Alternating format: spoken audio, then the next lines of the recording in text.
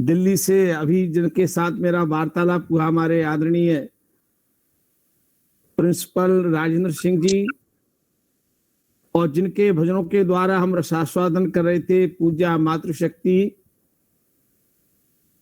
धर्मानुरागी सज्जन वृंद, प्रिय मुकेश शास्त्री जी, अन्य सभी हमारे श्रोत्री वृंद, भारतीय महापुरुषों का जब हम ऐतिहासिक दृष्टि से अवलोकन करते हैं, उन भारतीय ऋषियों की और महान पुरुषों की श्रृंखला में योगेश्वर श्री कृष्ण जी का जीवन अपने आप में अपूर्व और अद्भुत है।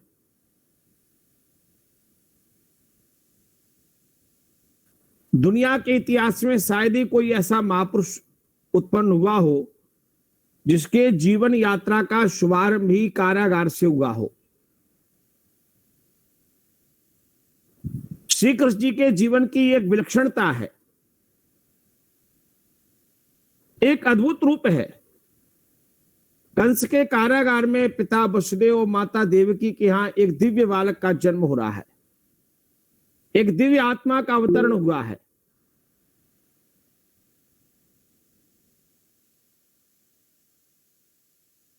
और उनके कुल पुरोहित आचार्य गर्गाचार्य जी ने नामकरण संस्कार किया तो उनका नाम रखा श्री कृष्ण। उनके नाम के आगे श्री शब्द ऐश्वर्य का पर्याय है, और कृष्ण का अर्थ ही है जो सबको आकर्षित कर ले, सबको सम्मोहित कर ले, सबको वशीभूत कर ले, सबको अपने हृदय में बैठा ले। ऐसा महान व्यक्तित्व, और जिनका ये जो जन्म है, ये 5249वां जन्मदिन हम मनाने जा रहे हैं। मेरे पास एक पुस्तक है, ये पुस्तक श्री प्रभाष, ये सोमनाथ मंदिर से मैंने प्राप्त की। इस पुस्तक के जो लेखक हैं पूज्य स्वामी ज्ञानानंद जी, श्री आदि शंकराचार्य वैदिक शोध संस्थान वाराणसी के आप अध्यक्ष हैं। तो स्वामी ज्ञानानंद जी महाराज ने इस बात का बड़े सार से निरूपण किया है। श्री कृष्ण जी का जन्म का काल 21 जुलाई 3228 ईसा पूर्व है, और उस परिगणना के अनुसार अभी 5249वां जन्मदिन हम मनाने जा रहे हैं कल। योगेश्वर श्री कृष्ण के जीवन के संदर्भ में जब हम उस ऐतिहासिक पृष्ठभूमि की ओर चलें, तो उस समय में एक राजा हुए थे ययाति। ययाति राजा की दो पत्नी थी, एक शर्मिष्ठा और देवयानी। तो ययाति की जो धर्मपत्नी शर्मिष्ठा थी, उनके उसी वंश परंपरा में कुरु नाम के राजा हुए, और उसी वंश परंपरा में आगे चल के कुरु नाम के राजा हुए, और उन्हीं कुरु के नाम से ये आने वाले कौरव वंश कहलाया। ययाति की दूसरी धर्मपत्नी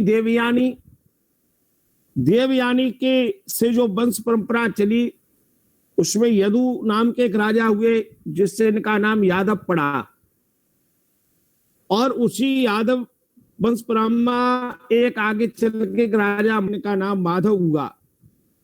और यदुवंशियों के दो वंश थे, एक था वृष्णि। योगेश्वर श्री कृष्ण का जन्म इसी यादव कुल के वृष्णि वंश में हुआ था, इसलिए श्री कृष्ण का एक उपनाम प्राप्त होता है, वार्ष्णेय। वार्ष्णेय का अर्थ है जिसका जन्म वृष्णि वंश में उत्पन्न हुआ है, वो वार्ष्णेय कहलाता है। तो श्री कृष्ण जी के शूरसेन और उनके पूज्य पिता वसुदेव, और उसके उसी परंपरा में श्री कृष्ण और बलराम का भी जन्म हुआ। उनके पिताजी की दो पत्नियां थी, देवकी से श्री कृष्ण जी का जन्म होता है, और उनकी जो दूसरी पत्नी थी जो वृंदावन में रहती थी, उनसे बलराम का जन्म हुआ। इनकी कृष्ण जी की जो माता जी है देवकी, ये दूसरा जो कुलभोज के भी दो उपवंश बने, कुकुर और अंधक, तो वो इनकी माता देवकी कुकुर वंश में उनका जन्म हुआ था और उनके देवक की पुत्री थी, इसलिए इनका नाम देवकी पड़ा। देवक के भाई उग्रसेन मथुरा पर राजा थे और उग्रसेन का पुत्र कंस, कंस ने अपने बाहुबल और अत्याचार के प्रभाव से अपने पिता को ही कारागार में डाल दिया और स्वयं राज्य सत्ता प्राप्त कर ली।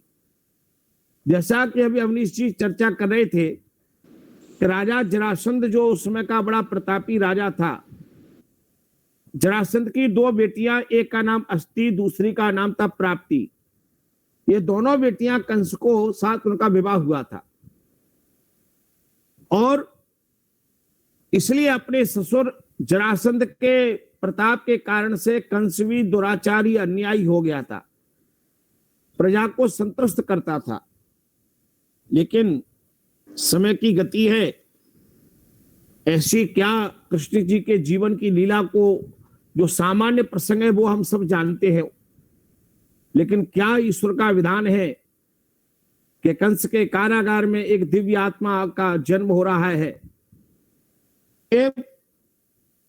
यशोदा और नंद बाबा क्या उनको पहुंचते, वहां का लालन पालन होता है और दुनिया के इतिहास में कृष्ण जी के हुए यह सौभाग्य प्राप्त हुआ कि जन्म देने वाली मां देवकी से अधिक स्नेह और वात्सल्य भाव यशोदा से प्राप्त हुआ।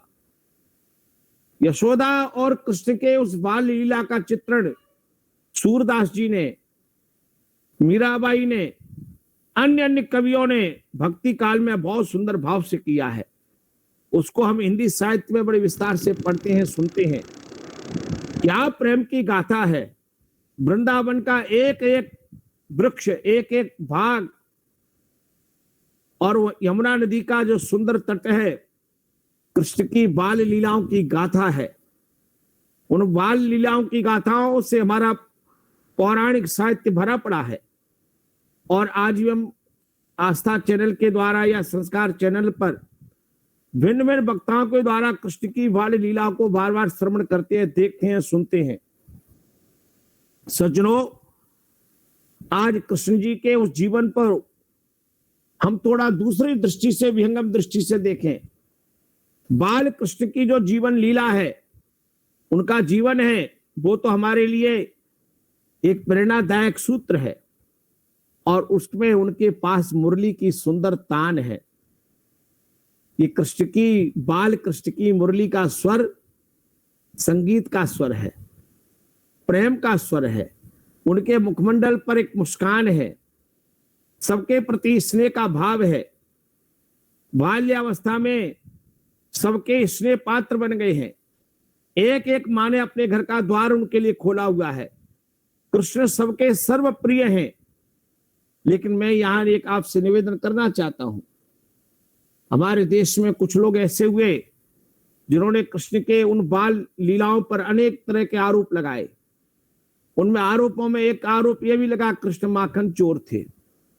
जिस बाबा नंद के यहाँ रहते थे, उनके यहाँ इतनी गोमाता सहस्त्रों में है और इतना प्रेम और वात्सल्य है, वो कृष्ण ने किसी माँ के घर में जाकर के माखन चुराया नहीं। उस माखन चोर के पीछे का यदि आप भाव और चिंतन विचार करेंगे तो उसको रेखांकित करते हुए पंडित बुद्धदेव विद्यालंकार पूज्य स्वामी समर्पणानंद जी महाराज ने एक बात कही थी कि जब कृष्ण जी बड़े हुए और अपने बड़े भाई बलराम के साथ, अपने ग्वाल वाले मित्रों के साथ, उन्होंने इस बात को जाना कि ये कंस के अत्याचारों से सारा मथुरा का परिक्षेत्र, वृंदावन का एक एक ग्वाल वाला उससे आक्रांत है, दुखी है, पीड़ित है, संतप्त है।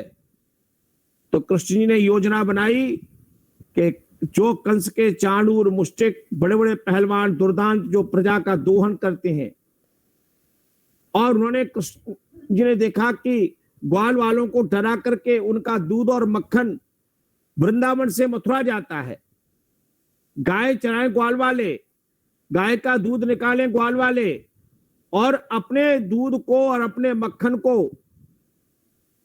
मथुरा भेजें, और कंस के भय के कारण से, और कंस के दुर्दांत पहलवान उन ग्वाल वालों का दूध और मक्खन खा पी करके उन्हीं पर अन्याय और अत्याचार करें। कृष्ण जी ने देखा कि इन ग्वाल वालों को समझाया जाए, और लोगों से कहा कोई अपना मक्खन दूध न भेजे।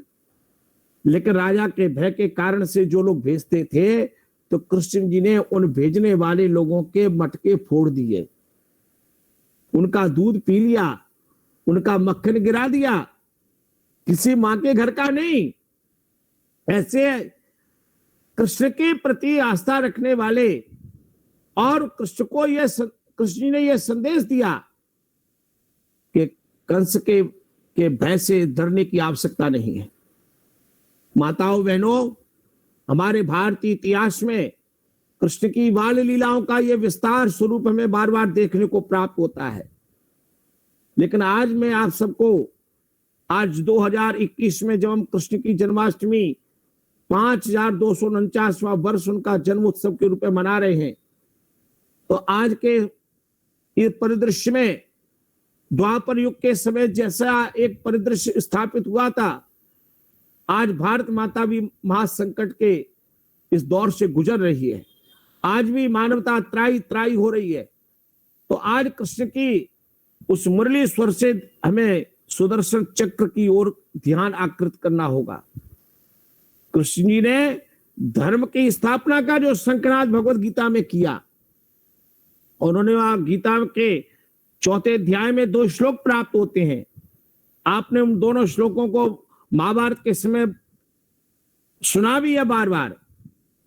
परित्राणाय साधूनाम विनाशाय च दुष्कृताम धर्म संस्थापनार्थाय संभवामि युगे युगे। योगेश्वर कृष्ण कह रहे हैं परित्राणाय साधूनाम परित्राणाय, सज्जनों की रक्षा करने के लिए, दुष्कृताम विनाशाय, दुष्टों का विनाश करने के लिए, और धर्म संस्थापनार्थाय, धर्म की स्थापना के लिए, युगे युगे संभवामि, युग युग में जन्म लेता हूं। ये एक भाव है। हम सबका भी यही भाव होगा, हर मानव का यह भाव होना चाहिए, प्रार्थना होनी चाहिए कि मैं जीवन में सज्जनों की रक्षा का व्रत लेता हूं, इस जीवन में दुष्टों के विनाश के लिए व्रत लेता हूं, और का अपने मन में एक उद्देश्य लेकर के जीवन जीऊंगा। और श्री कृष्ण जी ने उसी धर्म की स्थापना के लिए सबसे पहले अपने कुलघाती और मथुरा की राज सत्ता को कलंकित करने वाले, अपने पिता को ही कारागार में डालने वाले, अपने माता पिता को अभिशप्त करने वाले, अपने मामा कंस से के वध से एक नई धर्म की स्थापना की श्रृंखला प्रारंभ की। सज्जनों, आज 2021 में बैठे हुए हम लोग कल्पना कीजिए, आज से 5249 वर्ष पूर्व मथुरा के उस मल्ल युद्ध में, जहां कंस के भय के कारण से जनता कांप उठती थी, और सुमल्ल युद्ध के समय में श्री कृष्ण और बलराम दोनों खड़े हो जाते हैं, और उनको मारने के पीछे रास्ते में कितने षड्यंत्र रचे गए। पूतना को भेजा गया, कुवलिया पीड़ हाथी भेजा गया, और बड़े बड़े चाणूर और मुष्टिक जैसे पहलवान लगाए गए, लेकिन कृष्ण और बलराम ने अपनी पौरुष और बल से सबको धराशायी कर दिया, और अंत में उस महादुष्ट कंस के बालों को कृष्ण ने खींच लिया, और सिंहासन पर बैठे हुए कंस को बालों से खींचकर कृष्ण ने जब जमीन पर गिराया, तो उसके कुछ लोग सहायक खड़े हुए। तब बलराम ने एक सिंहनाद किया कि आओ, कौन है जो हमारा सामना कर सकता है। दोनों भाइयों का शौर्य, दोनों भाइयों का प्रताप, दोनों भाइयों का ऐश्वर्य आज भारत के नया इतिहास रचने वाला था। भारत में एक नई क्रांति का सूत्रपात हो रहा था। एक आतताई राजा का विनाश नहीं था, एक भारतीय संस्कृति में धर्म की स्थापना का सूत्रपात हो रहा था मथुरा से। माताओं बहनों, हम उस कल्पना कीजिए उस युग की, जिसमें यह मल्लयुद्ध हुआ और कंस मारा गया, और उसकी मृत्यु के पश्चात सारी प्रजा के अंदर खुशहाली दौड़ गई। यदि कंस धर्मात्मा होता, न्यायकारी होता, तो सुमल युद्ध में जो हजारों की संख्या में लोग बैठे थे, क्या भी अपनी राजा की रक्षा के लिए आगे नहीं बढ़ते? क्या हम भारतवासी और हमारे राजा पर कोई संकट आए तो हम करोड़ों भारतवासी अपने राजा की रक्षा के लिए अपनी भुजाओं को आगे बढ़ाएंगे कि नहीं बढ़ाएंगे? अपनी मातृभूमि की रक्षा के लिए आगे बढ़ेंगे कि नहीं बढ़ेंगे? प्रजा का भी धर्म है राजा की रक्षा करना, लेकिन राजा ही अन्यायी अत्याचारी हो जाए तब प्रजा राजा का साथ नहीं देती। आज कंस का साथ भी मथुरा की प्रजा ने नहीं दिया, और कंस के वध के पश्चात माताओं बहनों, आप कल्पना करने, मातृशक्ति इस बात का चिंतन कीजिए, कभी देवकी ने कल्पना भी नहीं की थी। जिस कृष्ण को जन्म तो दिया, लेकिन उसके वात्सल्य से वह छूती रही, उसके प्रेम और करुणा से छूती रही, उसको खिलाने का सौभाग्य प्राप्त नहीं हुआ। आज जब कारागार के द्वार खुले और कृष्ण अपने पिता वसुदेव व देवकी के सामने खड़े हुए, आज आंखों की आंसुधारा प्रेम की बह गई। आप कल्पना तो करो उस दृश्य को, आपका रोम रोम पुलकित हो जाएगा, हमारा हृदय प्रेम और करुणा से भर जाएगा। आज भी इस दृश्य की परिकल्पना करते हमारी आंखों में अश्रुधारा बहने लगती है। क्या वो दृश्य रहा होगा कारागार का, जब वसुदेव और देवकी ने पहली बार अपने प्यारे कृष्ण को देखा, निहारा, अपने बलराम को देखा। और ये जरासंध को जब पता लगा कि मेरा दामाद कंस मारा गया है और उसकी दोनों बेटियां अस्थियों प्राप्ति विधवा हो गई है, तो जरासंध ने मथुरा पर एक आक्रमण नहीं किए, लगातार आक्रमणों का क्रम चला और 16 बार से अधिक आक्रमण किए। कृष्ण की नीति थी, कृष्ण बड़े नीति निपुण थे, जिसका संकेत अभी हम निश्चित कर रहे थे। कृष्ण की नीति का शुभारंभ मथुरा से प्रारंभ होता है। उन्होंने देखा हम अपने यादव जाति की, मथुरा की प्रजा का नरसंहार रोकने के लिए उन्होंने जरासंध का प्रत्यक्ष सामना न करके, जब उस समय का जरासंध में ऐसा वर्णन आता है कि 17 लाख से भी अधिक सेना थी, उसमें चारों ओर से मथुरा को जब घेर लिया, तो वो बड़े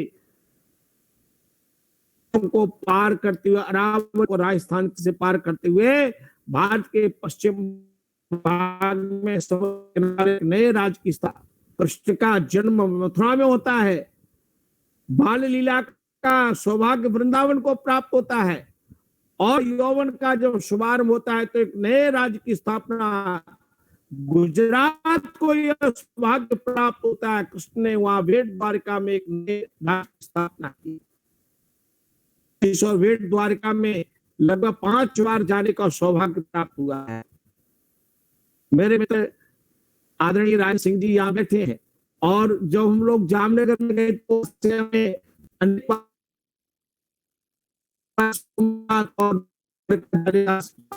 और निवास है, उनका महल है, और वो कहा जाता है उस समय की तो द्वारका समुद्र में डूब गई, लेकिन आज जो भी उसका रूप है वो भी देखने लायक है।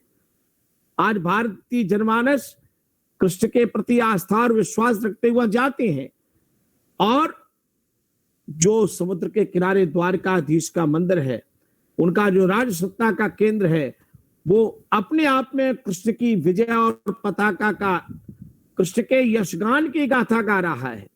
कभी आप खड़े होकर के परिकल्पना तो कीजिए, आज से 5200 वर्ष पूर्व श्री कृष्ण जब द्वारका में द्वारकाधीश के रूप में विराजमान होते होंगे, तो भारत की समुद्री सीमा पर एक नए राज्य की स्थापना की। उसका उत्कर्ष, उसका उत्थान देख देख करके आपको गौरव की अनुभूति होगी। सज्जनों, में उसके एक दृश्य आपको बताना चाहता हूं। जब मैं द्वारकाधीश मंदिर में एक बार गया, उस समय हमारे सिंगापुर के एक व्यक्ति आए हुए थे, हिंदू परिवार के। वो वहां द्वारकाधीश मंदिर पर दिन में 3 बार पताका, ध्वजा पताका, वहां झंडारोहण किया जाता है। और वहां के पुजारी से मैंने पूछा तो उन्होंने कहा ये 56 प्रकार के भोग लगाए गए हैं। और मैंने पूछा ये ध्वजारोहण की प्रक्रिया क्या है, तो उन्होंने उस समय बताया कि एक बार ध्वजारोहण में, ये बात 2015 या 16 की है, तो उन्होंने कहा एक बार में लोग 20-25 हजार का खर्च आता है। तो मैंने कहा इसका कोई कराना चाहे तो नंबर, तब वहां के पंडित जी ने बताया कि नंबर आने में 4 से 5 वर्ष लग जाते हैं, इतनी बुकिंग पहले से ही चल रही है।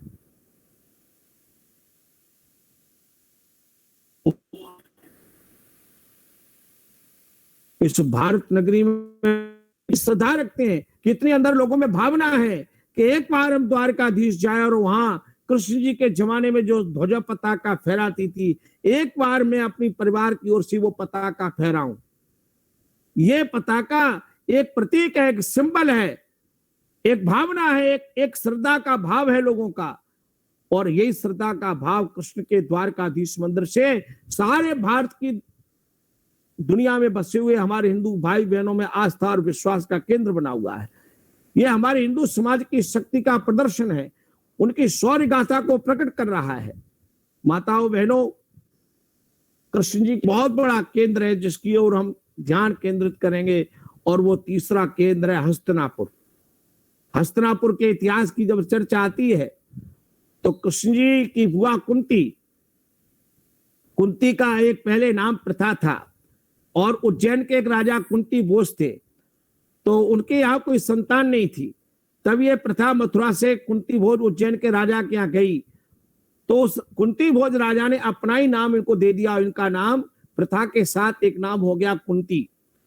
उसी कुंती का विवाह जब पांडु से हुआ तो उससे 3 भारत के महाबलशाली पुत्रों का जन्म हुआ, युधिष्ठिर, भीम और अर्जुन। और पांडु की दूसरी पुत्री मद्र देश की राजा की कन्या माद्री से विवाह हुआ, तो उससे 2 पुत्रों का जन्म हुआ, नकुल और सहदेव। ये 5 पांडु के पुत्र पांडव कहलाए, और कुरु के वंश से दुर्योधन आदि कौरवों की संज्ञा पड़ गई।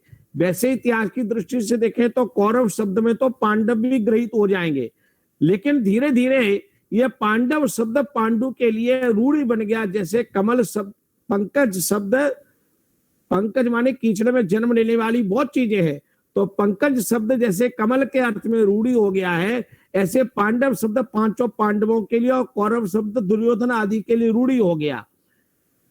लेकिन माताओं बहनों, उस कुंती के ऐश्वर्य को तो देखो। भारत के इतिहास में एक ऐसी मां हुई जिसके 3 पुत्र अपने आप में अद्भुत।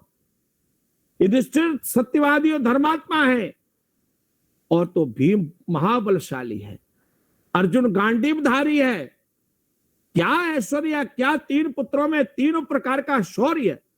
भारत के इतिहास में द्वापर युग में 3 पुत्रों की शौर्य की गाथा को पढ़ते हैं तो हमारा मस्तिष्क ऊंचा उठ जाता है।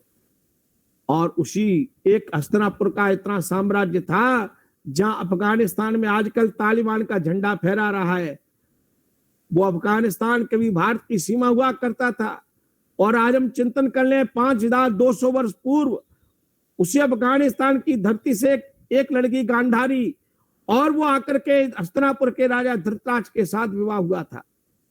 लेकिन ये इतिहास है, ये भारतीय इतिहास की गरिमा है, ये हमारी भारतीय संस्कृति की ध्वज पताका है।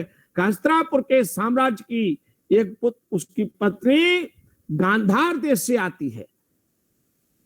और भारतीय इतिहास के पन्नों को जब हम खोजते हैं माताओं बहनों, दुर्योधन ने पांडवों को मारने के लिए षड्यंत्र रचा, लाक्षागृह बनाया गया, ये मेरठ के पास है। और वहां विदुर जी मंत्री तो धृतराष्ट्र के, लेकिन धन्य है उस महान आत्मा को। इसीलिए महाभारत में एक कोई महात्मा की उपाधि मिली और उनको कहते हैं महात्मा विदुर। और उन्होंने विदुर नीति, उनकी पुस्तक है उसे पढ़नी चाहिए। जिन्होंने विदुर नीति नहीं पढ़ी है, आप जो लोग बैठे उनसे मेरी प्रार्थना है आपके पास विदुर नीति होनी चाहिए। ये मैं इस आपको दिखा रहा हूं, ये सामने ही विदुर नीति प्रश्नोत्तरी दिखाई दे रही है, ये मेरे पास है। और ये विदुर नीति और भी है। तो मेरी आपसे प्रार्थना है, वो महात्मा विदुर जी की नीति निपुणता से संदेश मिल गया कि ये दुर्योधन ने षड्यंत्र रचा, यहां से जीवन बचाओ।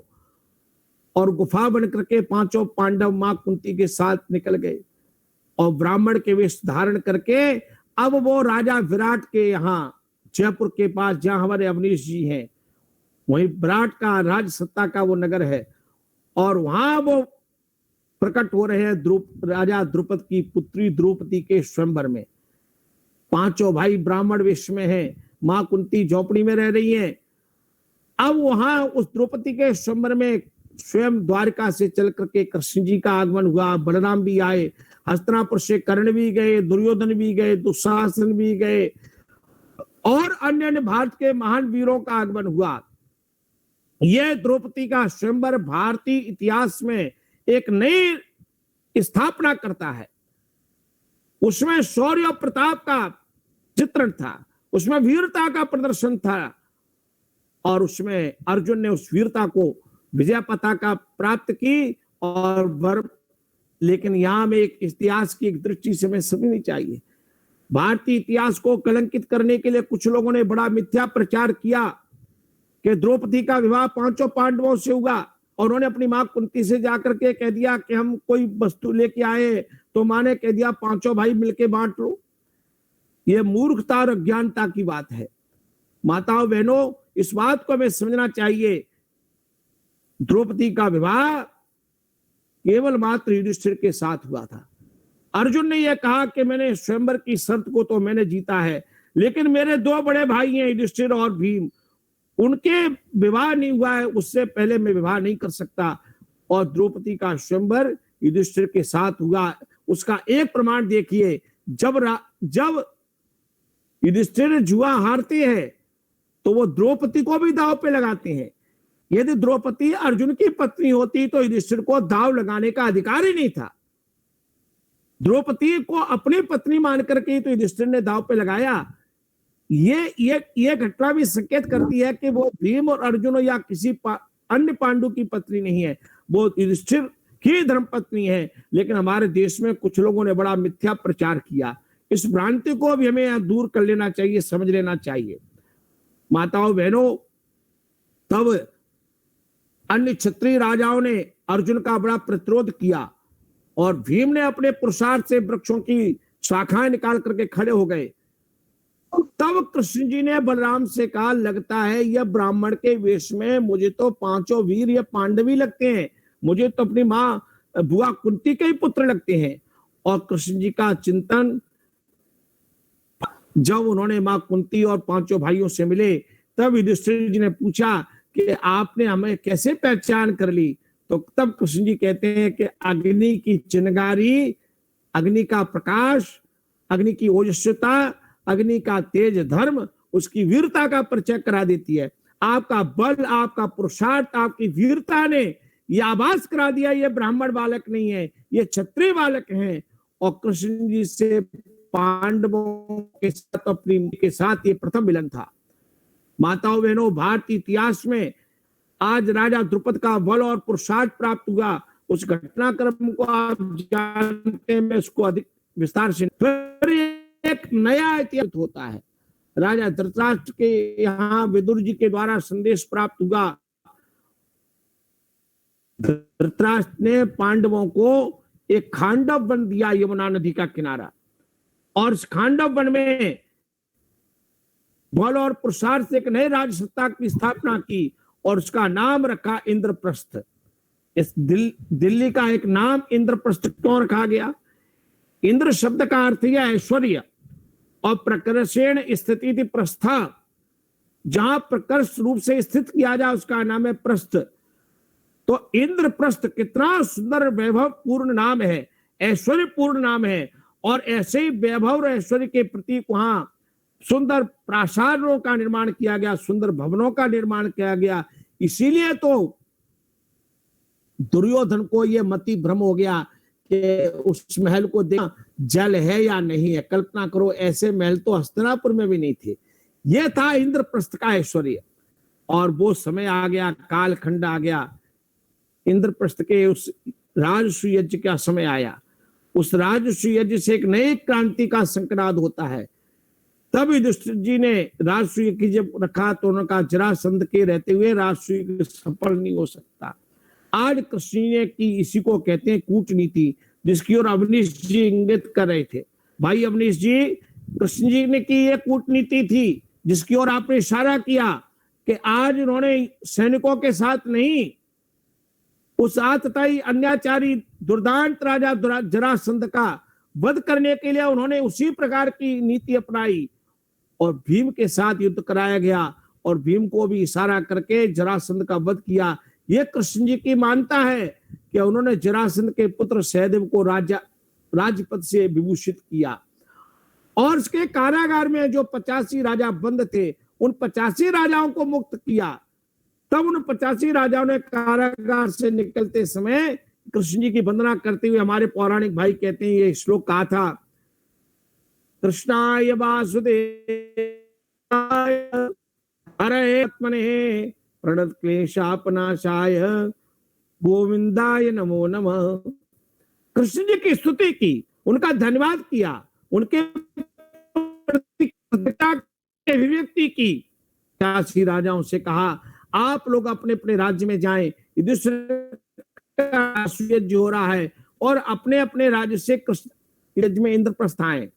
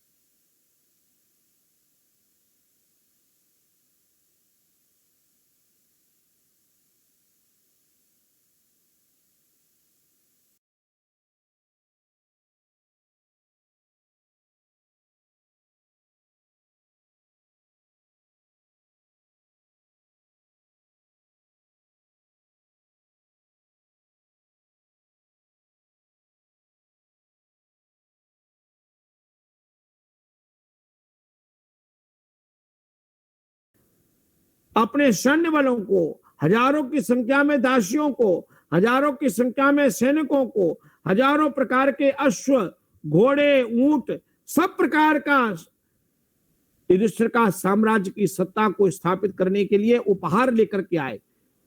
दुर्योधन ने जब ये देखा, ओहो युधिष्ठिर के लिए तो इतने उपहार, हस्तिनापुर तो पीछे रह गया, इंद्रप्रस्थ बढ़ गया, तो इंद्र के ईश्वर से हतप्रभ होकर के दुर्योधन ने अपना भाई अवनीश जी देखिए क्या कमाल की बात है कि मामा, इतिहास में लोग दुष्ट मामा होता है तो शकुनी कहते हैं, निकला खुद भी मृत्यु हुई और अपने अपने भांजों का विनाश करा लिया। और एक मामा शल्य भी थे, नकुल और सहदेव के मामा शल्य थे। शल्य दुर्योधन ने अपने अतिथि सत्कार से अपनी ओर तो कर लिया, लेकिन शल्य ने कर्ण के सारथी रहते हुए बार बार अर्जुन की विजय गाथा गाई। अर्जुन बड़ा प्रतापी है, अर्जुन बड़ा धनुर्धारी है, तो कर्ण बार बार कहते थे तुम सारथी तो मेरे हो और प्रशंसा अर्जुन की गाते हो। यही तो नीति थी कृष्ण की, यही तो कूटनीति थी कृष्ण की। क्या ऐश्वर्य है, क्या प्रभाव है। माताओं बहनों, आज इस राजसूय यज्ञ में आप देखें तो कृष्ण के दो रूप देखने को मिलते हैं।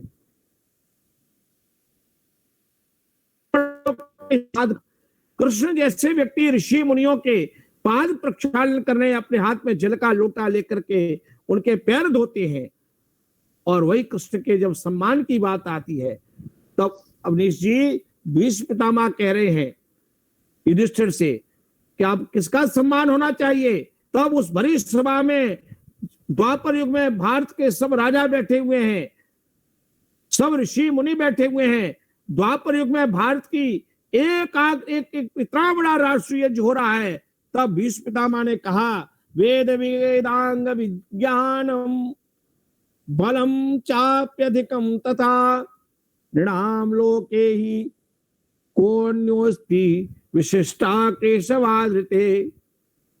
भीष्म पितामह उद्घोषणा करते हुए कहते हैं वेद वेदांग और विज्ञान बल में सबसे अधिक यदि कोई है तो वासुदेव कृष्ण है, इनसे अधिक कोई विशिष्ट व्यक्ति नहीं है।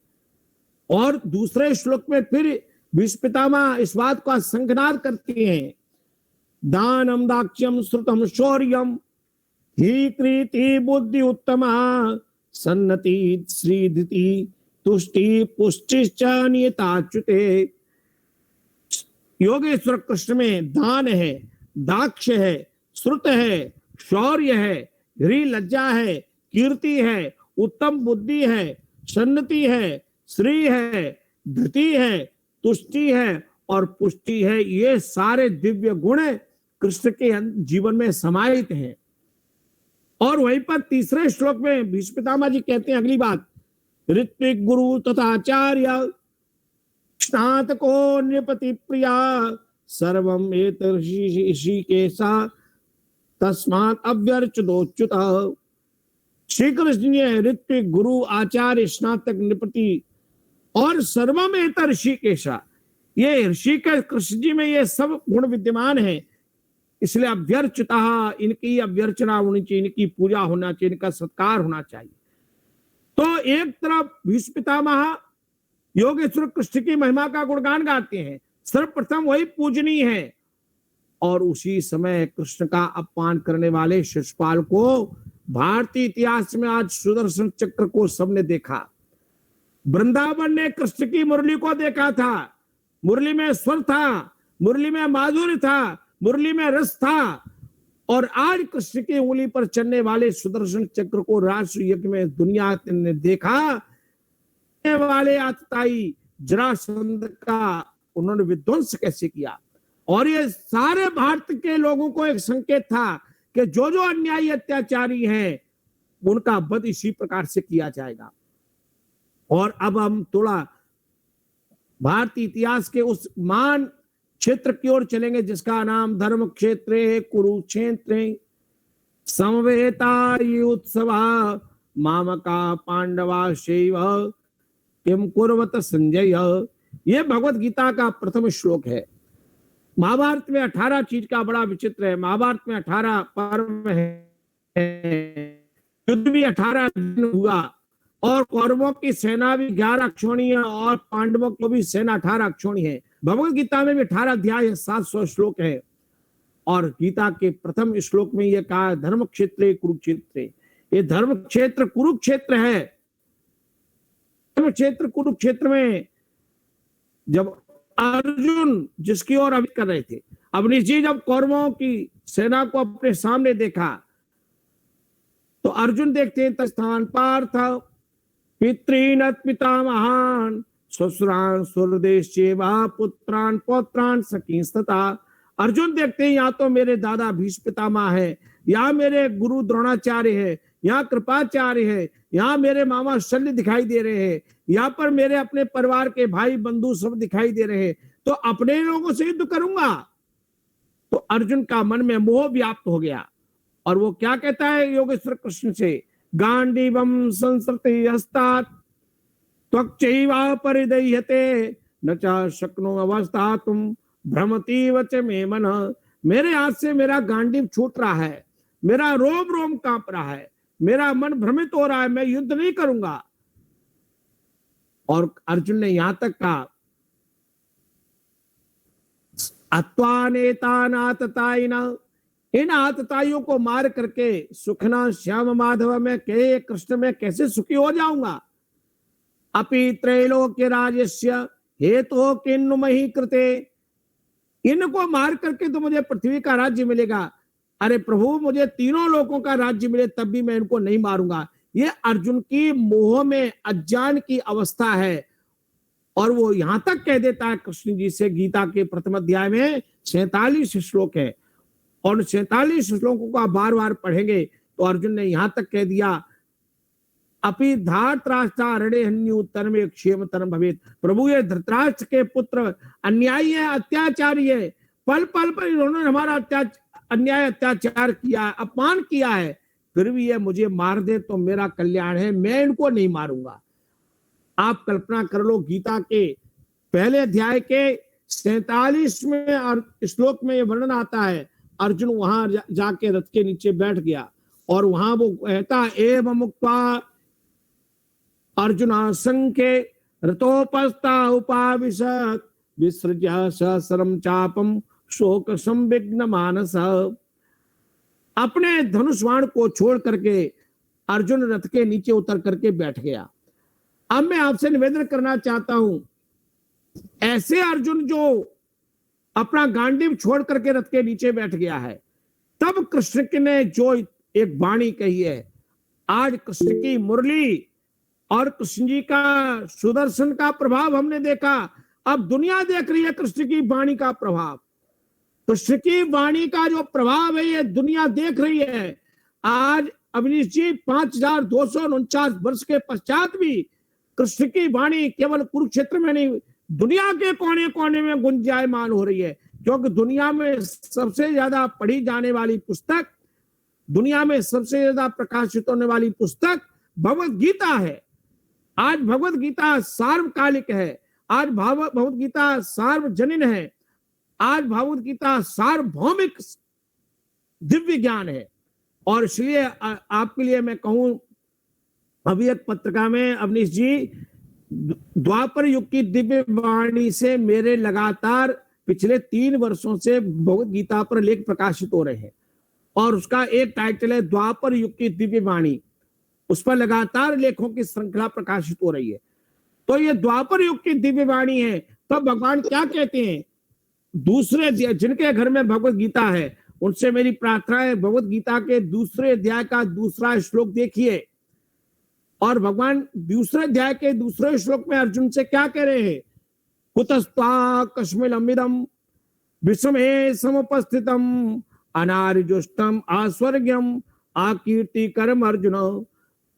भगवान ने अर्जुन को धिक्कारते हुए जो पहला शब्द कहा, वो कहा अनार्जुष्टम। अर्जुन, तुम अनार्यों की जैसी प्रीति की बात करते हो जो अनार्यों को प्रियकर होता है। अरे आर्य वो होता है जो गतिशील है, आर्य वह होता है जो धर्म का पलायन करता है, आर्य वह है जो अपने कर्तव्य पर आरूढ़ रहता है, आर्य वह होता है जो अपनी धर्म की रक्षा करता है, और तुम अनार्य बन गए। भगवान ने अर्जुन को वहां अनार्य कहा है गीता में, अनार्य जुष्टम। फिर दूसरा का अस्वर्गम, इससे तुम्हें स्वर्ग नहीं मिलेगा। और तीसरा शब्द का आकीर्तिकरम, इससे तुम्हें कीर्ति और यशवी प्राप्त नहीं होगा। तब इसी भगवान के इस धिक्कार को सुनकर के गीता के दूसरे अध्याय के श्लोक संख्या 7, मैं श्लोक संख्या भी आपको बता दे रहा हूं। दूसरे अध्याय के 7वें श्लोक में अर्जुन कहता है भगवान से, कार्पण्य दोषोपात स्वभाव पृच्छामि त्वां धर्म सम्मूढ़ चेता यश्रेयस्या निश्चितं ब्रूहि तन्मे शिष्यस्त्यहं साधिमां त्वां प्रपन्नम।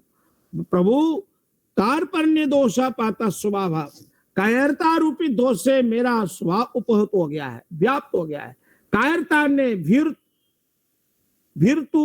स्वभाव के कारण से मेरी बुद्धि सम्मोहित हो गई है। धर्म सम्मूढ़ चेता, मैं सम्मूढ़ चेता हो गया हूं। मैं आपसे पूछता हूं, पृच्छामि यत श्रेया स्यात् निश्चितं ब्रूहि तन्मे, जो मेरे लिए कल्याण का आप उसका उपदेश करें। ते अहम शिष्य, प्रभु मैं आज से आपका शिष्य हूं। शाधी माम, अब मैं आपकी शरण में आ गया हूं, अब मुझे शाधी माने, अब मुझे शिक्षा दीजिए। ये अर्जुन ने जब ये कहा गीता के दूसरे अध्याय के 7वें श्लोक में, प्रभु मुझे उपदेश करो, तब भगवान ने उपदेश करते हुए कहा। और यहां ही नहीं, तब भगवत गीता में जो लोग स्वाध्याय में रुचि रखते हैं उनके लिए बताना चाहता हूं, तब भगवान ने अर्जुन को 11वें श्लोक से लेकर 30 श्लोक तक तो शरीर और आत्मा का बोध कराया। शरीर क्या है और आत्मा क्या है, इसका बोध 11वें श्लोक से लेकर के 30 श्लोक तक है। भगवान अगला उपदेश प्रारंभ करते हैं और वहां भगवान कहते हैं, अर्जुन तुम डरो नहीं। और क्या कहा भगवान ने, कि उसी दूसरे अध्याय के 37वें श्लोक में भगवान कहते हैं, हतो वा प्राप्स्यसि स्वर्गम जित्वा वा मोक्षसे महीम तस्मात् उत्तिष्ठ कौन्तेय युद्धाय कृत निश्चय। अरे अर्जुन, युद्ध करते हुए मर जाओगे तो स्वर्ग मिलेगा, और जीत गए तो तुम्हें राज्य सत्ता प्राप्त होगी। और यदि तुम पलायन हो गए ना, तो अकीर्तिम चा विभूतानि कथयिष्यन्ते अभ्याम, तुम्हारी अकीर्ति को कहेंगे सब लोग कि अर्जुन बड़ा कायर था, डरपोक था। और एक बात याद रखिए, भगवान ने यहाँ एक बहुत बड़ी बात कह दी कि तस्य चा कीर्ति मरणात् अतिरिच्यते। प्रसिद्ध व्यक्ति की यदि जीते हुए अपकीर्ति हो जाए तो उसकी मृत्यु से भयंकर होती है, मृत्यु से बढ़कर होती है। यदि आज हमारी कोई अपमान हो जाए, आज हमारा कोई कलंक हमें लग जाए, तो ये कलंक हमारे लिए मृत्यु से भी ज्यादा घातक है। तब अर्जुन ने कहा, तब भगवान ने गीता का सारा उपदेश सुनाया। और इसका परिणाम क्या हुआ? अवनीश जी, इसी भगवत गीता के 18वें अध्याय में जब हम प्रवेश करते हैं, तब अर्जुन ने भगवान से कहा कि अब सारी गीता सुनने के बाद 73वां श्लोक है। मैं संख्या भी बता रहा हूं, अध्याय भी कह रहा हूं। 18वें अध्याय के 73वें श्लोक में अर्जुन ने कहा, जो अर्जुन गांडीव छोड़ करके खड़ा हो गया था, जो अर्जुन अपने लोगों को देख के मोह में व्याप्त हो गया था, जो अर्जुन भीष्म पितामह द्रोणाचार्य से युद्ध नहीं करना चाहता था, अब वो अर्जुन के अध्याय में नष्टो मोह स्मृतिर्लब्धा त्वत्प्रसादान् मयाच्युता स्थितोऽस्मि गत संदेह करिष्ये वचनम तव। अब गीता का यह प्रसाद है। अर्जुन कह रहा है, नष्टो मोह, मेरा मोह नष्ट हो गया प्रभु, जिस मोह के कारण से मेरा मन ग्लानि से भर गया था, अब वो मेरा नष्टो मोह स्मृति लब्धा, अब मुझे स्मृति प्राप्त हो गई है। और किसकी कृपा से? त्वत्प्रसादात्, आपकी कृपा से। स्थितोस्मि, अब मैं संशय रहित होकर के स्थित हूं। गत संदेह, मेरे संदेह की निवृत्ति हो गई है। और अर्जुन कहता, करिष्ये वचनम तव, तव वचनम करिष्ये, अब मैं आपके वचन का पालन करूंगा। अर्जुन ने जब ये कहा तुम्हारे वचन का पालन करूंगा, तब धृतराष्ट्र को सुना रहे हैं संजय। तब संजय ने गीता के 7वां श्लोक संजय ने कहा है। तब संजय कहते हैं राजा धृतराष्ट्र से, क्या कहते हैं? यत्र योगेश्वरा कृष्ण यत्र पार्थो धनुर्धरः तत्र श्री विजयो भूति ध्रुवा नीतिर्मतिर्मम। जहां योगेश्वर कृष्ण है, जहां गांडीवधारी अर्जुन है, वहीं पर विजय है, वहीं पर भूति विभूति ऐश्वर्य है, वहीं पर ध्रुवा नीति अटल नीति है। ये 4 प्रकार के वरदान प्राप्त होते हैं जहां अर्जुन और कृष्ण है। तो अर्जुन प्रतीक है, इसलिए सबका आज भी हम सब अर्जुन की तरह से हैं। ये कृष्ण की दिव्य वाणी 700 श्लोक सारे विश्व में आज भी गुंजायमान हो रहे हैं।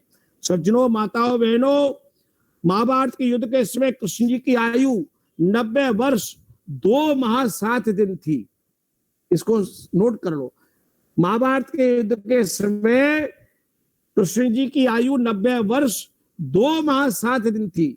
और महाभारत के युद्ध के पश्चात वो लगभग 36 वर्ष और जीवित रहे। तो भगवान कृष्ण की पूर्ण आयु थी 125 वर्ष 2 माह 7 दिन। और उनका अंतिम देहावसान उसी सोमनाथ के पास प्रभास में हुआ है। वो स्थान भी मैंने देखा जहां तीर लगा।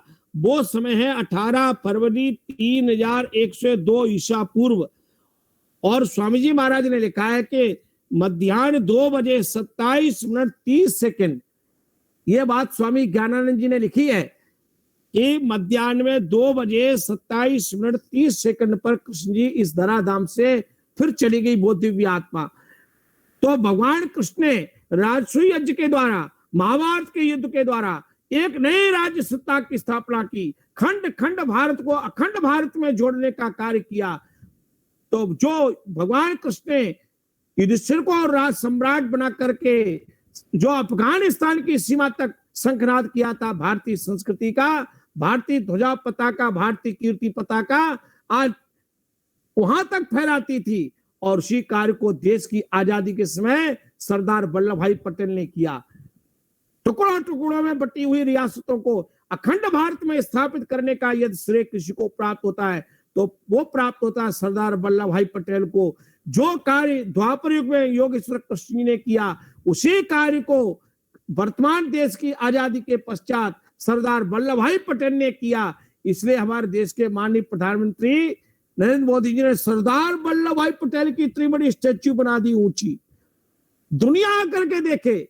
और ये स्टैच्यू उसी गुजरात की भूमि पर है जहां कृष्ण की यशो गाथा है। तो एक तरफ कृष्ण है, उसी धरती पर गांधी है, उसी धरती पर हमारे सरदार पटेल है, और उसी धरती पर इन सब महापुरुषों का यशोगान गाने वाले महर्षि दयानंद भी उसी धरती के हैं। और उसी धरती पर एक रत्न हमारे माननीय प्रधानमंत्री जी वर्तमान समय में है।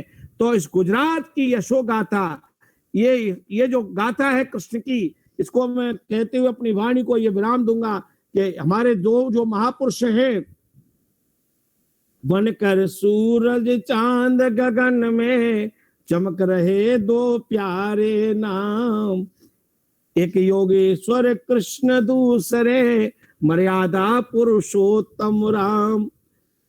जीवन में महाराज कृष्ण ने अद्भुत बल दिखलाया, दुष्ट जनों का इस धरती से नामो निशान मिटाया। मानवता खिल उठी दिया जब गीता का पावन पैगाम, एक योगेश्वर कृष्ण दूसरे मर्यादा पुरुषोत्तम राम। बनकर सूरज चांद जगन में चमक रहे दो प्यारे नाम, एक योगेश्वर कृष्ण दूसरे मर्यादा पुरुषोत्तम राम। नहीं मिला इतिहास कहीं पर कृष्ण सुदामा जैसा, निर्धन और धनवान में जब दीवार बना नहीं पैसा। भारत विश्व गुरु कहलाया, पथिक हुए सुंदर परिणाम, एक योगेश्वर कृष्ण दूसरे मर्यादा पुरुषोत्तम राम। बनकर सूरज चांद गगन में चमक रहे दो प्यारे नाम, एक योगेश्वर कृष्ण दूसरे मर्यादा पुरुषोत्तम राम।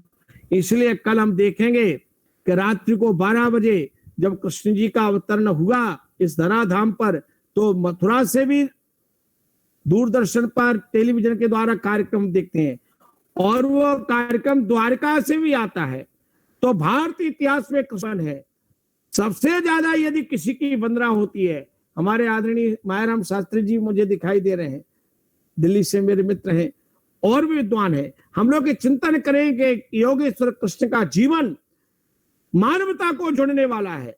आज भारत पर चीन, पाकिस्तान, अफगानिस्तान के द्वारा भारत की सीमाएं जो आक्रांत हो रही हैं, आज वर्तमान समय में इस भारत को एकता के सूत्र में पिरोने का कार्य, सारी मानवता में प्रेम और शांति का संदेश देने का कार्य 2021 में कृष्ण के जीवन पर हमें व्रत रहें। हम अपने भारत माता की रक्षा के लिए, इस भारत माता के मान और सम्मान के लिए, इन भारत माता की सीमाओं और उसके गौरव की और संस्कृति की, धर्म की स्थापना के लिए कृष्ण जी के समान व्रत लें कि हम इसके लिए अपने जीवन को समर्पित करेंगे।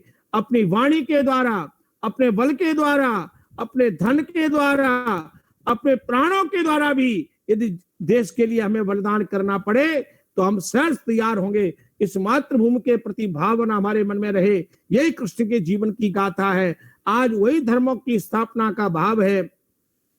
इसलिए कृष्ण की वाणी में वही मैं एक बार दोबारा कहना चाहूंगा, वही संदेश दोबारा पर मैं कहना चाहूंगा, यदा यदा हि धर्मस्य ग्लानिर्भवति भारत अभ्युत्थानम धर्मस्य तदात्मानं सृजाम्यहम् परित्राणाय साधूनां विनाशाय च दुष्कृतां धर्म संस्थापनार्थाय संभवामि युगे युगे। मैं शब्दों के साथ अमरीश जी निवेदन करना चाहता हूं। मैं गांधी जी के साबरमती आश्रम अहमदाबाद में, जब मैं अहमदाबाद में, तो मैं गांधी जी के साबरमती आश्रम में जाकर के वहां की लाइब्रेरी में सबसे पहले भगवत गीता पढ़ना मैंने प्रारंभ किया। वेद तो पढ़े ही, उपनिषद भी पढ़े, दर्शन भी पढ़े, भगवत गीता पढ़ने का मुझे सौभाग्य गांधी जी के साबरमती आश्रम में मिला। और आज मेरे पास लगभग 40 से अधिक भगवत गीता की व्याख्याएं हैं। और ये जीवन चरित्र में दिखा रहा हूं, ये कृष्ण का एक जीवन चरित्र है, एक दूसरा जीवन चरित्र है, मैंने ये आपको दिखाने के लिए तीसरा ये है, एक चौथा जीवन चरित्र है, ये पांचवा आचार्य सत्यानंद जी का क्या महाभारत युद्ध रोका नहीं जा सकता ये है, और ये शुद्ध कृष्णायन का एक जीवन चरित्र ये भी है। इसके बाद योगेश्वर श्री कृष्ण एक जीवन चरित्र ये भी सामने रखा है मैंने, और एक योगेश्वर कृष्ण का जीवन चरित्र ये भी उपलब्ध है, और एक देवी संपदा भगवत गीता में। तो लगभग 40 से भी अधिक पुस्तकें भगवान कृष्ण के जीवन से आधारित संकलित मेरे पास हैं। और मैं प्रशंसा के लिए नहीं कह रहा हूं, दिल्ली के अंदर एक कार्यक्रम में एक बहुत बड़े हमारे देश के ख्याति प्राप्त विद्वान हैं, लेखक शिव खेड़ा जी। शिव खेड़ा जी का नाम सबने सुना है, जानते हैं। तो मैं शिव खेड़ा जी ने मुझसे एक जर्मन के व्यक्ति का अवनीश जी परिचय कराया। उस जर्मन के व्यक्ति को पूरी भगवत गीता याद थी। यह घटना बसंत विहार की है। शिव खेड़ा जी ने मुझसे कहा ये व्यक्ति जर्मन से आए हैं और लाला लाजपत राय पर पीएचडी कर रहे हैं। आप कल्पना करो, जर्मन का व्यक्ति भारत आता है, लाला लाजपत राय पर पीएचडी करता है, और पूरे गीता के 700 श्लोक याद हैं।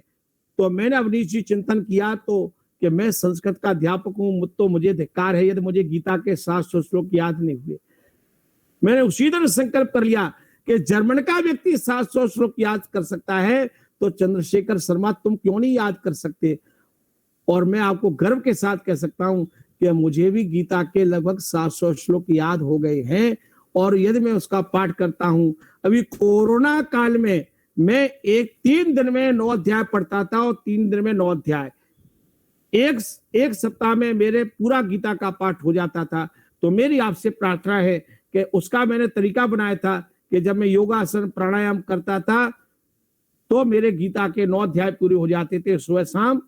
तो आप भी इस प्रकार से गीता का स्वाध्याय का व्रत में, भगवत गीता के अंदर ये सब प्रकार का दिव्य ज्ञान भरा पड़ा है। ये मेरे पास भगवत गीता रखी है। इस पूरी भगवत गीता में किस अध्याय में क्या प्रकरण है, और पूरी कितनी बार अर्जुन शब्द आया है, कितनी बार कृष्ण के नाम कितनी बार आए हैं, ये सारे विस्तार से मैंने लिखे हैं। ये मैं प्रस्ताव को दिखा देता हूं।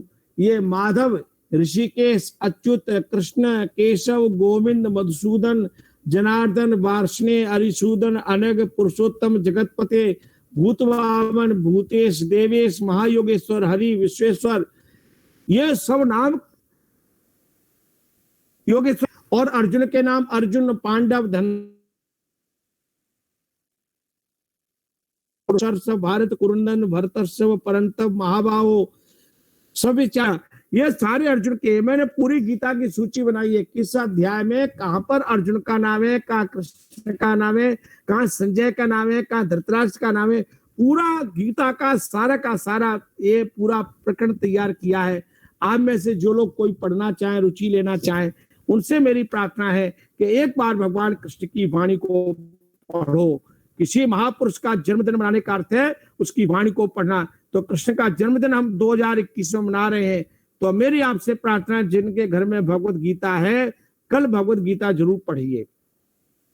और उसमें एक सूत्र हम जब सब गृहस्थी, एक अंतिम बात कहती हुई वाणी को विराम दूंगा, उसमें प्रसन्नता।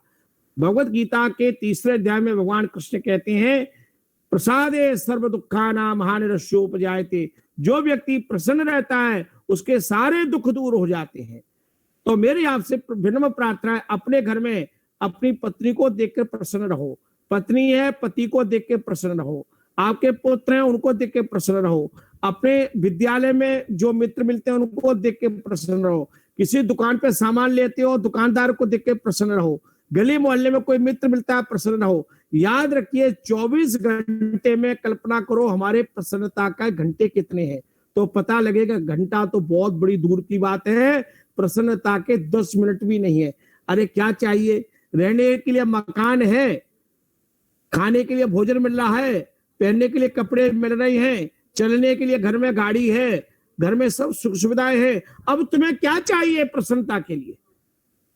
इसलिए भगवान गीता में कितनी बड़ी बात कहते हैं कि प्रसन्न रहने वाले व्यक्ति की सब दुख समाप्त हो जाते हैं, प्रसन्न रहने वाले व्यक्ति की बुद्धि स्थिर हो जाती है, आपकी कल्पना शक्ति बढ़ेगी। इसलिए जो माताएं बहनें यहाँ बैठी हैं वो अपने घर में अपने बेटों को, अपनी बहुओं को ये संदेश दें कि गीता से यदि कोई प्रेरणा लेनी है तो एक ही प्रेरणा ले लो, हम प्रसन्न रहने का अभ्यास करेंगे, अपने घर में प्रसन्नता का वातावरण बनाएंगे, और 2021 में कृष्ण का जन्मोत्सव प्रसन्नता का उत्सव बन जाए, वीरता का उपदेश बन जाए, भारतीय अमृत महोत्सव चल रहा है भारत का, तो ये अमृत महोत्सव देशभक्ति का उत्सव बन जाए। इन शब्दों के साथ ओम शांति शांति शांति। ओम। आचार्य जी का बहुत बहुत धन्यवाद। बहुत हृदय से, हृदय की अंतरंग गहराइयों से मैं धन्यवाद ज्ञापित करता हूँ। आचार्य जी का व्याख्यान इतना अद्भुत होता है कि बस सुनते ही जाइए, सुनते ही जाइए, सुनते ही जाइए। तो बड़ा आनंद आया। आपने श्री कृष्ण के जीवन को बिल्कुल प्रारंभ से, कारागार से प्रारंभ करते हुए और अंतिम जो उनका सबसे महत्वपूर्ण उपदेश हमें श्रीमद् भगवत गीता के माध्यम से जो प्राप्त होता है, वहां तक आपने बड़ी ही सारगर्भित और बहुत ही इस छोटे कम समय में और इतने लंबे उनके विस्तृत जीवन काल को बहुत ही सुंदर तरीके से हमारे समक्ष प्रस्तुत किया। बहुत ही उत्तम व्याख्यान आपने दिया, तो मैं आपका बहुत धन्यवाद ज्ञापित करता हूं। जैसा कि अभी आचार्य जी ने बताया, देखिए कितनी सारी पुस्तकों का आचार्य जी स्वाध्याय करते हैं। और आचार्य जी ने मुझे बताया कि आपने एक बहुत ही सुंदर एक स्थान निर्मित किया है, वहां पर एक बड़ा पुस्तकालय आप निर्मित कर रहे हैं, जिसमें बहुत सारी पुस्तकें, तो लगभग 2-2.5 लाख रुपए की पुस्तकें तो आचार्य जी की स्वयं की अपनी है, और इसके अतिरिक्त कुछ दानदाताओं ने भी इन्हें लाख रुपए के आसपास की पुस्तकें जो है वो आचार्य जी को देने का इन्होंने रखा है। और इसके अतिरिक्त भी और बहुत सारी पुस्तकों का संकलन का कार्य वहां पर हो रहा है। तो ये सिर्फ पुस्तकें एक जगह एकत्र करने का कार्य नहीं है, इन पुस्तकों से अधिकतम लाभ आचार्य जी स्वयं तो खैर ले ही रहे हैं, लेकिन जन सामान्य भी वहां से लाभ ले सके, इसके लिए वो एक केंद्र जो है ये निर्मित कर रहे हैं। तो ऐसे जो हमारे बहुत ही उत्तम आचार्य हैं, जिनसे हम सभी, मेरे जैसे लोगों को भी बहुत सीखने को मिलता है, उत्साह मिलता है, प्रेरणा मिलती है, ज्ञान की प्राप्ति होती है। आप सभी भी इस सभा में उपस्थित हैं, निसंदेह आपकी आध्यात्मिक ऊर्जा में भी बहुत उत्तम वृद्धि हुई होगी, आपके उत्साह में वृद्धि हुई होगी। महापुरुषों के जीवन से हमें किस प्रकार की शिक्षाएं लेनी चाहिए, बहुत छोटे छोटे और लेकिन अनेकों उदाहरण आपने दिए, और उन व्याख्यानों को बहुत अच्छे से खोल करके आपने बताया कि किस प्रकार की नीतिज्ञता थी, कूटनीति थी, और श्री कृष्ण की कितनी दूरदर्शिता थी। उन्होंने इस खंड खंड हुए भारतवर्ष को अखंड करने के लिए, एक बड़ा भारत बनाने के लिए महाभारत जो है वो नाम हुआ। लेकिन कालांतर में लोगों ने महाभारत से क्या सीख लिया कि बस जिसका नाम लड़ाई होता है उसका नाम महाभारत होता है। यद्यपि ऐसा नहीं है, बात यह है कि इस खंड खंड भारत को जोड़ करके महाभारत बनाना था, बड़ा भारत बनाना था, इसलिए महाभारत बना। तो हमने उस शब्द को भी रूढ़िवादी की तरह जो है लड़ाई के लिए प्रयुक्त मान लिया, और इसीलिए इस प्रकार की चर्चा भी चल गई कि घर में रामायण रखिए लेकिन महाभारत मत रखिए। अजी, महाभारत का अर्थ यह है कि भारत को महाभारत बनाना है, बड़ा बनाना है। इसका अर्थ ये नहीं है कि हमें किसी प्रकार की कोई द्वेष लड़ाई आपस में इस प्रकार का करना है। तो बहुत ही सुंदर उपदेश जो है आज आचार्य जी का रहा।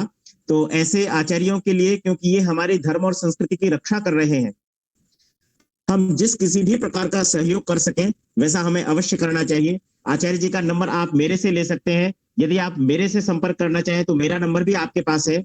यदि आप इस पुस्तकालय के लिए या आचार्य जी के लिए कोई भी दक्षिणा देना चाहें, उसके लिए सहर्ष स्वागत है। मैं आपको यहाँ उपस्थित लोगों को बता दूं कि हम इस वैदिक संस्कृति प्रचार संघ के माध्यम से या अन्य किसी भी मंच के माध्यम से किसी प्रकार के धन संग्रह का कार्य नहीं करते हैं। यदि हम ऐसा कर रहे होते तो अवश्य ही हम इस बात की बार बार आपसे चर्चा करते और ऐसी अपील भी करते कि आप हमें दान दें।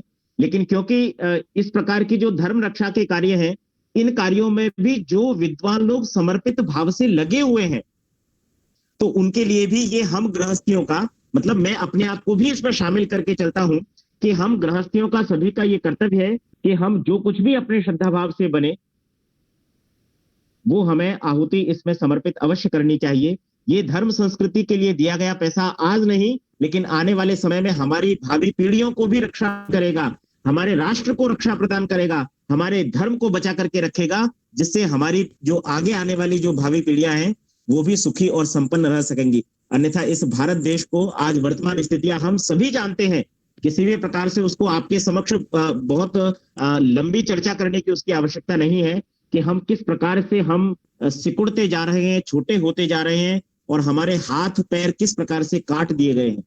आज सुबह भी एक चर्चा हो रही थी और उसमें भी इस प्रकार की चर्चा थी कि जो हल्दी घाटी का युद्ध हुआ था, वहां पर जहां महाराणा प्रताप जी का स्मारक बनाया हुआ है, मैं आपको बताऊं बड़े दुर्भाग्य की बात है कि अभी एक माह पूर्व ही उसके आसपास के क्षेत्र में एक पत्थर को हरा कलर करके और वहां पर जो है एक अवैध स्थान निर्मित कर दिया गया।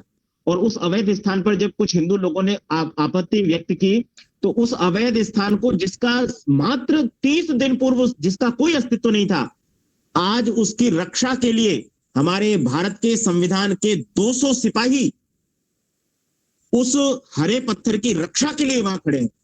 जिसका 1 महीने पहले नामो निशान नहीं था, आज उसकी रक्षा के लिए हमारी सरकार खड़ी है वहां पर। इससे बड़ा दुर्भाग्य क्या होगा?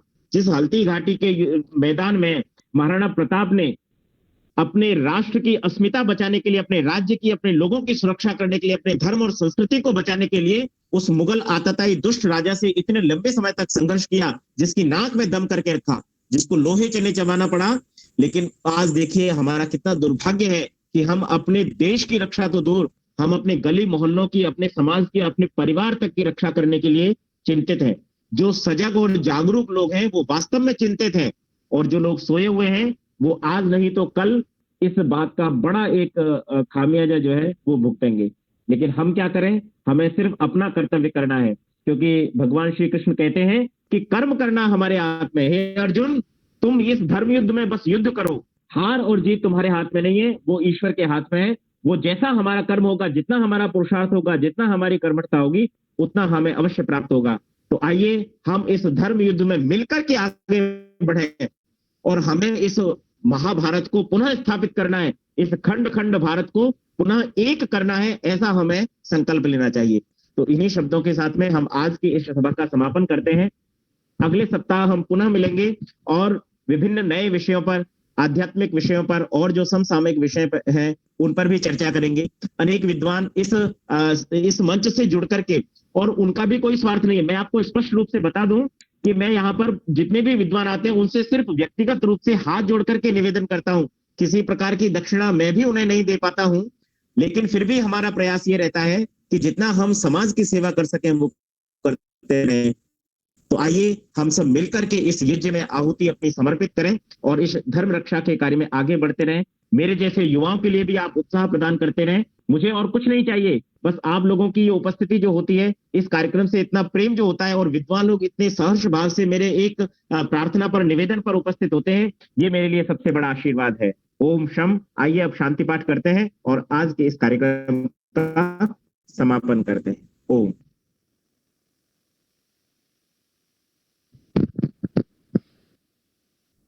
ओम द्यौ शांतिरंतरिक्षं शांति पृथिवी शांतिरापः शांतिरोषधयः शांतिः वनस्पतयः शांतिर्विश्वे देवाः शांतिर्ब्रह्म शांतिः सर्वं शांति शांतिरेव शांति सामा शांतिरेधि। ओम शांति शांति शांति। सर्वेभ्यो नमः। सभी को सादर सप्रेम नमस्ते जी। ओम।